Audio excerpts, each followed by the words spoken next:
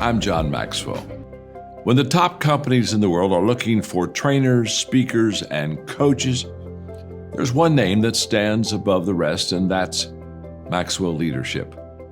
Our certified team members have gotten proven results for companies all over the globe, and our reputation, I'm proud to say, is second to none.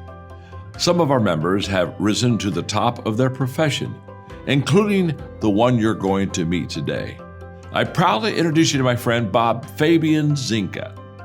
Welcome to the Leadership and Success Podcast with your host, Coach BZ. If you need to develop into a better leader, this podcast is for you. If you want to achieve a greater level of success, this podcast is for you. His mentor, Dr. John C. Maxwell, said it best: everything rises and falls on leadership.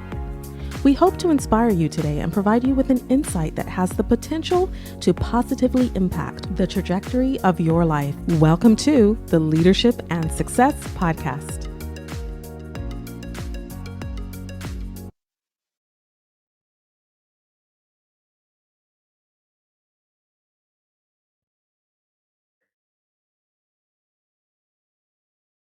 Like Marcus says, no, the culture will depend from command to command, from organization to organization. But within your culture, though, making sure that people have that psychological safety where they can speak up and not feel like if they do, something bad is going to happen to them. This way, they can let you know, hey, there might be a problem here. I think we need to focus on that. And when people make mistake, and they will, I think you need to also show some grace, but not give them opportunity to maybe go back to the training, but really give them a positive experience and not feel like if I do one mistake, I am done. Because in an environment like that, I feel like it's not gonna help you in the long run. But especially making it fun, because I think if people do the right thing, just as an example, last organization I was the head of cybersecurity and IT at directly, a artificial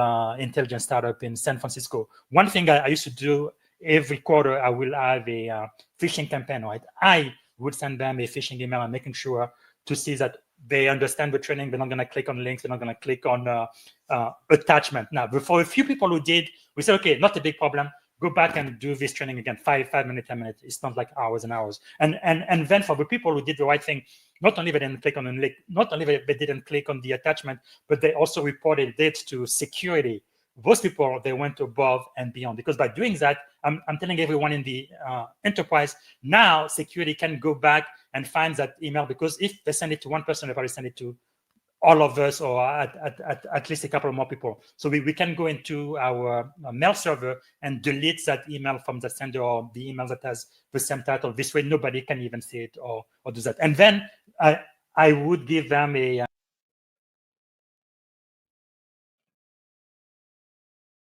because they stole all their IP, and basically the products they were trying to sell, another Chinese company were selling it the same thing but cheaper, right? And guess what? Like, as a consumer, well, you want to go for whatever's cheaper if they're providing the same service and product, right? So, yes. Anyways, enough to say on that, because we can go on and on. But the whole point about this is the fact that people need to know what happens if you do harm, or like if you click on that link, what happens if you click on that link? What happens, when you open that attachment? Where does it go? Like, how is people like looking into that and stuff like that? So yeah, I gotta add that movie to my watch list. I recently rewatched Black Hat with Chris Hemsworth. All right, salut les gars, c'est un coach busy ici. Merci d'être ici. Ça sera la version en français. Donc, c'est pour tous mes amis dans LinkedIn et les réseaux sociaux qui parlent français au Canada, en France et dans tous les pays francophones. Donc, aujourd'hui, on va parler de bâtir la confiance et la conscience culturelle pour contrer les menaces internes. Ça sera un résumé de 10 minutes présenté par mes agents IA pour les professionnels pressés qui condensent les idées essentielles du panel d'experts Cybersecurity d'une heure animé par Francisco Laplace avec les panélistes, moi et Marco Palacio. Et on va faire ça en 10 minutes. Ce que vous allez apprendre aujourd'hui, comment reconnaître les indicateurs de menaces internes dans les confondre avec des différences culturelles. Ouais, sans les confondre. Pourquoi la confiance et la compétence culturelle sont essentielles pour une sécurité efficace et comment passer de la surveillance à un modèle de responsabilité partagée qui valorise votre équipe. Le rôle du leadership dans la création d'une culture axée sur la sécurité et la responsabilité, comment l'intelligence artificielle amplifie les risques internes et comment les dirigeants peuvent y répondre avec vigilance. Pourquoi la diversité et la représentation sont des atouts stratégiques, pas seulement des valeurs sociales. Et on va parler des compétences non techniques, réseautage, communication, intelligence émotionnelle, adaptability, qui accélèrent votre développement. On va aussi parler comment appliquer des principes de leadership universel, confiance, inclusion, vigilance, responsabilisation dans les environnements militaires et technologiques. Et enfin, on va parler des enseignements pratiques pour inspirer la confiance, promouvoir la diversité et diriger avec assurance. OK. Donc, avant qu'on puisse commencer, on va faire un moment de grâce. Moi, j'aimerais bien savoir quelle est une chose pour laquelle vous êtes reconnaissant aujourd'hui. OK? Ça va faire moins d'une minute. Donc, si vous pouvez, allez-y, fermez les yeux. Et puis, réfléchissez et pensez aujourd'hui là. Quelle est une chose pour laquelle vous êtes reconnaissant? Pour moi, aujourd'hui, je suis reconnaissant pour ma femme, Dimitria. Sans elle, ma vie n'a pas de sens. Je ne serais pas où ce que je suis aujourd'hui. Donc, je suis très reconnaissant pour ma femme et pour ma famille. Dites-moi de quoi vous êtes reconnaissant et puis tapez ça dans le euh, comment. OK? Euh, Merci beaucoup. Et si vous avez une question pour moi, vous pouvez l'écrire dans le comment aussi. Donc maintenant, on va voir la vidéo. C'est à peu près 8 minutes qui va donner euh, le summary, OK? Un résumé pour la conversation que j'avais eue avec Marco Palacio à Cybersecurity. Et voilà. Bienvenue à ce podcast. Aujourd'hui, on va discuter d'un sujet crucial dans le domaine de la sécurité nationale, et de la confiance culturelle. Oui, c'est fascinant. Quel est l'aspect principal dont on va parler? Eh bien, on explore comment la lutte contre les menaces internes ne se limite pas qu'à une question technique, mais qu'elle englobe aussi la culture et la confiance au sein des équipes. Mhm. Exactement, c'est-à-dire que souvent, les signes d'un comportement anormal peuvent être mal interprétés si on ne tient pas compte des différences culturelles. Oui, c'est ça. Par exemple, le panel a souligné que des comportements comme se connecter à des heures inhabituelles ou avoir des transactions financières inhabituelles, peuvent être des indicateurs de menace, mais ils pourraient aussi être le reflet de différences culturelles ou de situations personnelles. Il y a... C'est très intéressant. En fait, si on ne comprend pas le contexte culturel, on risque de surinterpréter ces signaux. Exact, exact. Et c'est pour ça qu'il est essentiel que les leaders développent une compétence culturelle. Quand on confond les anomalies réelles avec des malentendus culturels, on peut créer un environnement de méfiance. Oui, ça peut vraiment miner la confiance au sein des équipes. Et le panel a aussi abordé comment, dans certains secteurs, on doit passer d'un modèle de surveillance strict à une approche de responsabilité partagée. Mhm. C'est-à-dire que chaque membre de l'organisation, du technicien jusqu'au cadre, doit se sentir concerné par la sécurité. Exactement, c'est une sorte de transformation de la vision répressive de la sécurité en une vision positive, où chaque individu devient un maillon fort dans la protection de l'organisation. C'est un concept qui change complètement la donne, n'est-ce pas? Absolument. Imaginez, c'est comme transformer un environnement de contrôle en un espace où la sécurité est perçue comme un outil d'émancipation plutôt qu'une contrainte. Il y a... Mais, Person 1, ne pensez-vous pas que parfois cette approche peut être trop laxiste en comparaison avec l'importance de la vigilance? Je comprends ton point, mais la clé est l'équilibre. La confiance et la transparence, associées à un leadership fort, permettent d'encourager l'adhésion plutôt que la résistance. Mhm. Je vois. Donc, en responsabilisant chacun, on renforce la sécurité tout en cultivant un climat de confiance et d'inclusion. Exactement. On parle aussi d'un leadership qui, dès le sommet, montre l'exemple. Le panel soulignait que la culture organisationnelle commence par les dirigeants. Il y a- Et cela se voit dans des contextes très variés, que ce soit dans l'armée ou dans le secteur privé, n'est-ce pas? Oui, c'est ça. Dans l'armée, le respect des règles est impérieux, tandis que dans des startups plus agiles, il faut une approche plus souple tout en gardant une vigilance critique. C'est vrai. Et ça nous amène à l'importance des compétences non techniques. Effectivement, on a parlé des compétences comme le réseautage, la communication claire, même la capacité à raconter une histoire pour expliquer des concepts techniques, ce qui est indispensable aujourd'hui. Mhm. Parfois, c'est justement cette aptitude à raconter qui inspire et motive les équipes. Oui, et en plus, ces compétences favorisent la résilience des équipes, tout en permettant de détecter des signaux faibles liés aux comportements anormaux. C'est exactement ça. Et en parlant de signaux faibles, le panel a mentionné quelques exemples concrets, n'est-ce pas? Oui, par exemple, surveiller un accès qui sort de l'ordinaire ou des signes de stress financier. Mais il faut savoir, distinguer entre un vrai risque et, disons, une simple différence Il y culturelle. a... Oui, c'est là une nuance critiquable. Il peut être difficile de tracer la ligne de démarcation sans tomber dans des stéréotypes culturels. Exactement. Et c'est un point sur lequel il faut être très vigilant. Les dirigeants doivent adopter une approche empathique, évitant ainsi de confondre un mode de vie différent avec un comportement suspect.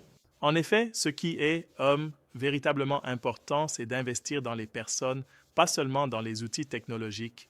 Absolument. En parlant d'outils technologiques, on ne peut pas ignorer l'impact de l'intelligence artificielle. Mhm. Ah oui, l'IA. Elle offre des opportunités super puissantes, mais elle, présente aussi de nouveaux risques. Oui, exactement. L'IA peut automatiser l'exfiltration de données ou même générer des faux documents pour semer la confusion, ce qui augmente les risques liés aux menaces internes. Il y a... Et c'est pourquoi il est essentiel d'avoir des politiques claires sur son utilisation, notamment dans le cadre professionnel. Oui, et tout cela, c'est dans le but de renforcer un environnement de travail où, la confiance est la règle de base. Quand les employés comprennent le pourquoi des règles, ils se sentent réellement valorisés.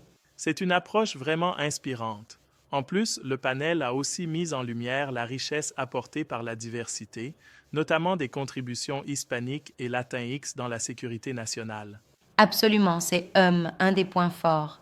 La diversité cognitionnelle permet d'élargir les perspectives et de réduire les angles morts que les menaces pourraient exploiter. Mhm. C'est impressionnant de voir comment une équipe multiculturelle peut être plus agile et innovante face aux défis. Oui, et cela va au-delà de l'innovation. On a aussi parlé de l'importance de voir des modèles diversifiés pour inspirer la prochaine génération de Yeah, leaders. exactement. Car voir quelqu'un qui vous ressemble réussir, c'est un puissant moteur de motivation. Et puis, il y a tout un volet sur le coaching takeaway pour les futurs leaders. Le besoin de pratiquer un leadership empathique, inclusif et résilient. Mhm. Oui, c'est vraiment une leçon universelle. Bâtir la sécurité, c'est avant tout bâtir des relations de confiance. Exact. Et c'est là que le concept les menaces internes commencent par les personnes prend tout son sens. Cela nous incite à valoriser chaque individu comme une pièce essentielle du puzzle de la sécurité. Et de cette manière, non seulement on protège mieux, mais on crée aussi un environnement où chacun se sent investi et respecté. En résumé, il s'agit d'une approche holistique qui mêle technologie, empathie, leadership authentique et, une forte conscience culturelle. Il y a une approche qui, à mon avis, représente l'avenir de la sécurité nationale. Exactement. Et pour tous ceux qui aspirent à devenir de meilleurs leaders, rappelez-vous, la véritable sécurité commence par la confiance, par l'inclusion et par la célébration de la diversité. C'est une leçon puissante. J'espère que nos auditeurs repartent avec des réflexions sur comment ils peuvent eux-mêmes renforcer cette culture de confiance dans leurs équipes. Oui, prenez un moment pour réfléchir à comment vos propres pratiques de leadership peuvent encourager une meilleure compréhension culturelle. Mhm. En effet, c'est une invitation à tous, à agir, à écouter et à apprendre les uns des autres pour un avenir plus sécurisé et inclusif. C'est tout pour aujourd'hui. Merci pour cette discussion riche et dynamique.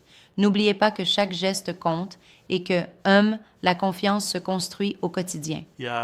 Merci à vous pour ces éclairages. À la prochaine pour de nouvelles réflexions sur le leadership et la sécurité.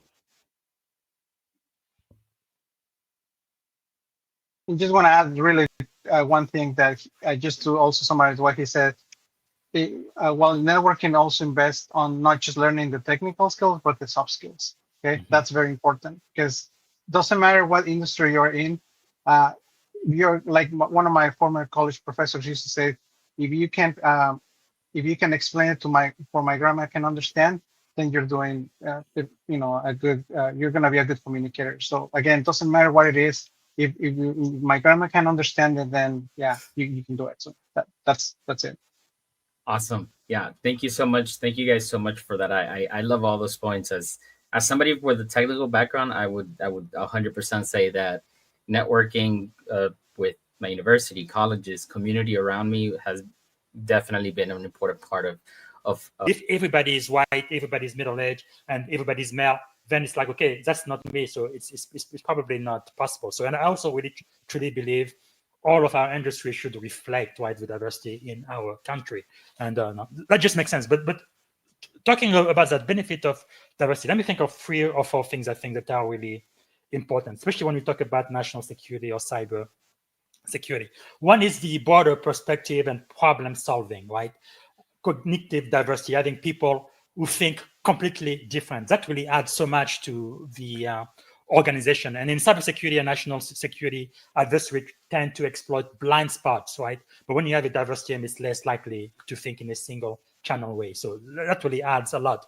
Stronger trust and engagement as well. When people feel like you can be who you are and you are part of the team. So by becoming a sailor, a member of the US Navy organization, doesn't mean that you are no longer Black or Hispanic. You are still that, but you are also one of us. You wear our uniforms. That provides psychological safety.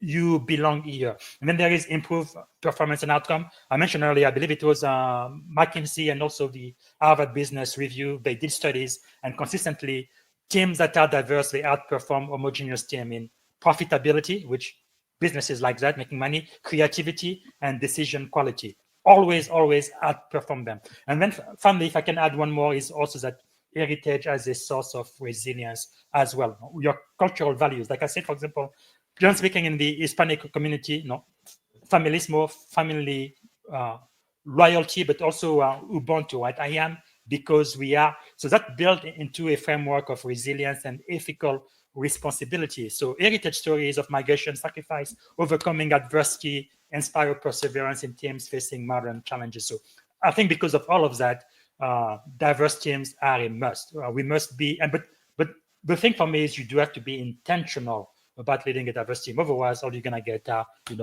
white male on your team, because that's where you look. But you have to be very, very intentional. I want this team to be as diverse as possible, so we can.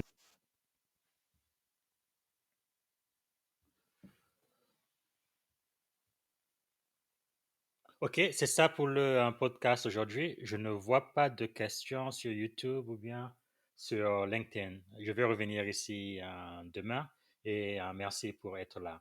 À demain. Bye.